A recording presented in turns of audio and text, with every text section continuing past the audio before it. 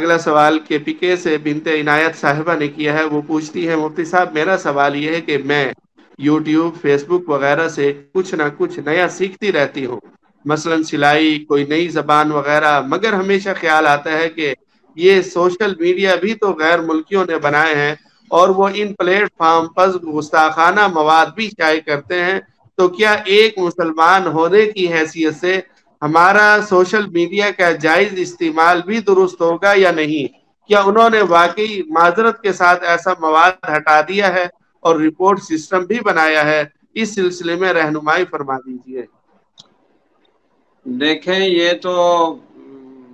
ایک social media کی بات نہیں ہے، ہماری بے شمار چیزیں انہوں نے ہی بنائی ہیں اور ہم استعمال کر رہے ہیں،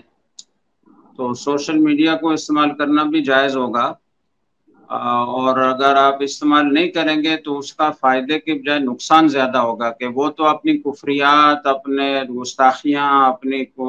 غلط نظریات اور عقائد پھیلاتے رہیں اور ہمارے مسلمانوں کو بھی اس کا شکار بناتے رہیں، اور ہم اپنی جو ہے وہ مثبت بات بھی اس میں نہ کر سکیں،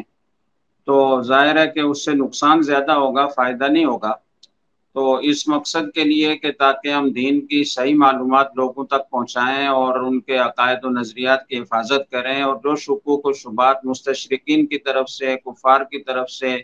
گمراہ لوگوں کی طرف سے پھیلائے جاتے ہیں، ان کا دفاع کریں، ان کے بارے میں امت مسلمہ کے نوجوانوں کا ذہن صاف کریں، تو یہ تبلیغ دین کا ایک بڑا ذریعہ ہے، پیغام پہنچانے کا ایک بڑا ذریعہ ہے، جس کے ذریعے سے کروڑوں اربوں تک پیغام پہنچ سکتا ہے، اور اس کو چھوڑ دینے سے آپ کی دعوت بہت محدود رہ جائے گی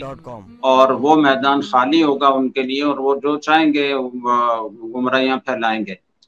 باقی اپنے کسی جائز کام کے لیے اس کو استعمال کرنا یہ بھی جائز ہی رہے گا، جیسے موبائل آپ استعمال کرتے ہیں، جیسے آپ کپڑے جو پہنتے ہیں، یہ بھی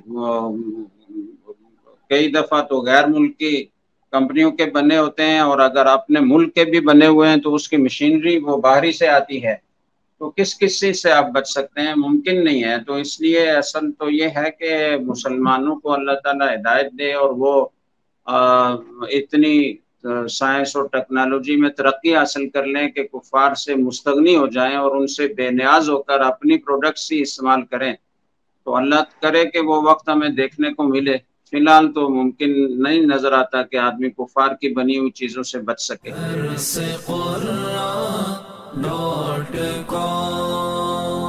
www.darsequran.com